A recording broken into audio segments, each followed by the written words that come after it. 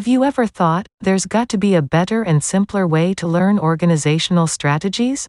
5 Minutes Learning has a global and diverse collection of case studies to help management students. Click the subscribe button and hit the bell icon to stay updated with our upcoming and interesting case studies. Are you a fan of Lego? Well, did you know that at the beginning of the 90s, Lego sales were at an all-time high? The company was rapidly growing, but their success blinded them from their true problems. The company was expanding too quickly, without focusing on innovation. They were losing their spark, and the mid-90s proved to be a turning point for Lego. By 1993, their growth had hit a wall, and they needed to find new ways to expand. But it wasn't just the company's internal issues that were causing trouble. The market was changing, and technological advancements were changing the way kids played. The U.S. market had become heavily focused on licensed toys, such as those from hit movies and cartoons. Lego was struggling to keep up, and by 1998, they reported their first ever loss of $48 million. Enter Paul Plugman, a turnaround expert hired to bring Lego back on track and generate new growth. The company began a product expansion phase, with the belief that the brick was becoming obsolete. But this strategy alone couldn't save Lego from their troubles. However, a partnership with Lucasfilm in 1999 proved to be a game changer.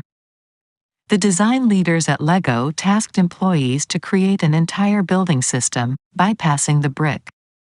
This idea wasn't initially popular within the company, but after consulting retailers and parents, they went ahead with it.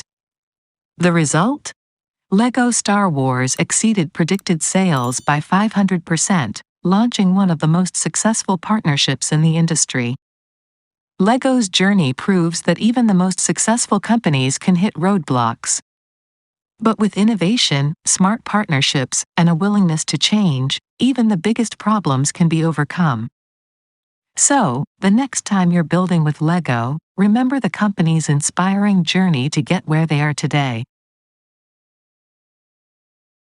Have you ever wondered how the beloved toy brand Lego got its start? Well, let me tell you the inspiring story of its founder, Ole Kirk Christensen.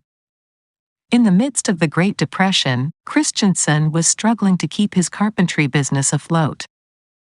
But in those dark times, he found a glimmer of hope by turning to his passion for building wooden toys. He believed that even in the toughest of times, parents still wanted to bring joy to their children. And so, his little shop began producing toys.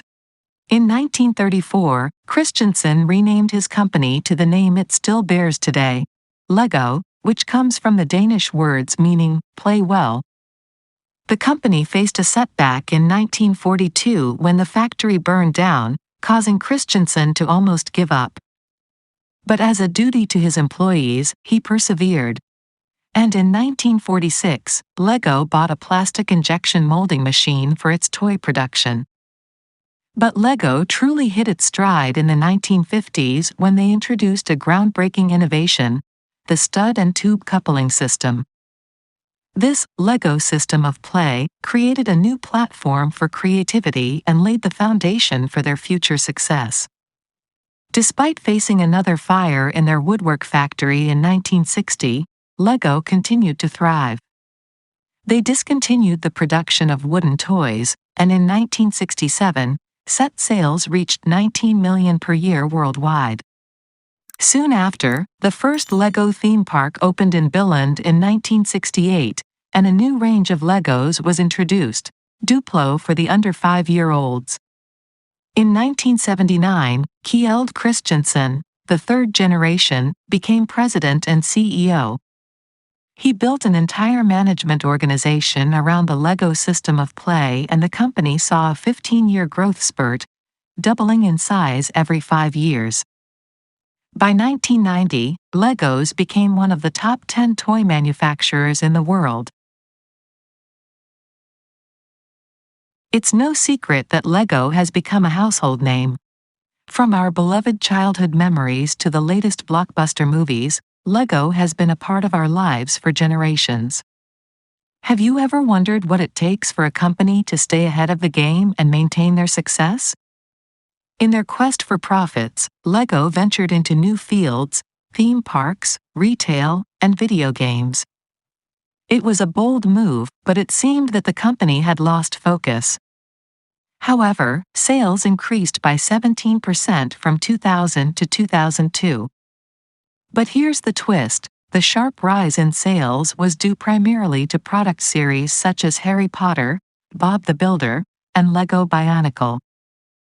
Lego had some big bets running at the time, which put them in an inflexible position. Their investment into a lot of different fields and the extension of their portfolio were risky moves. They were trying to out-innovate the competitors. If one of their investments goes bad, it could result in a chain reaction. And that's exactly what happened. Things did not go better for Lego in 2003. Christmas sales in 2002 failed to reach expectations, resulting in retailers reporting unsold Lego sets. Inventory in some outlets had ballooned to more than 40%. The company was losing money with negative cash flow. The debt was getting so high that Lego was facing default that could lead to a breakup of the company. The company was far off track, but it was not clear for the management how far. They had lost 30% of sales in 2003, and 2004 did not look better. But here's where the story gets interesting.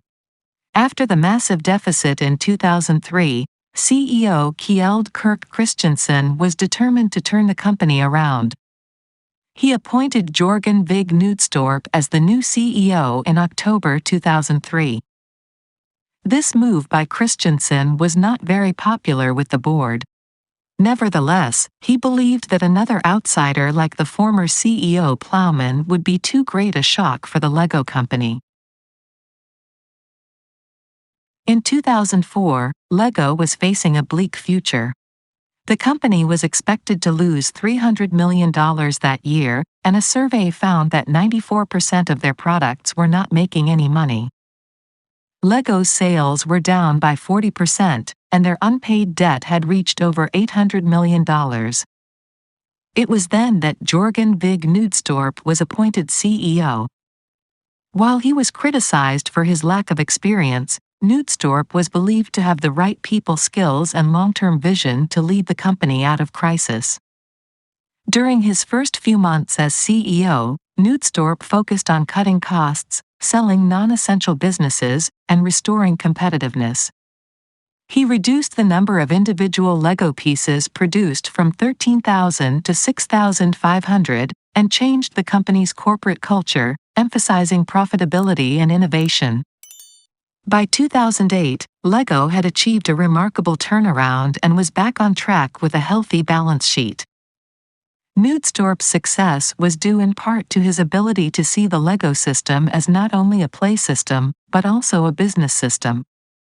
He believed that Lego needed to become more customer-driven, and tapped into the huge fan base of adult Lego enthusiasts to create new and innovative products.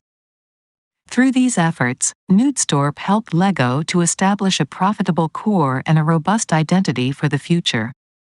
Under his leadership, Lego bounced back, and the company went from being on the brink of default to becoming one of the most successful toy companies in the world. This is a story of how a company faced challenges and adversity but was able to come out on top. It's a lesson that no matter how bad things may seem, it's never too late to turn things around. Thank you so much for listening to this video. Do not forget to subscribe this YouTube channel for receiving updates about my upcoming case study videos.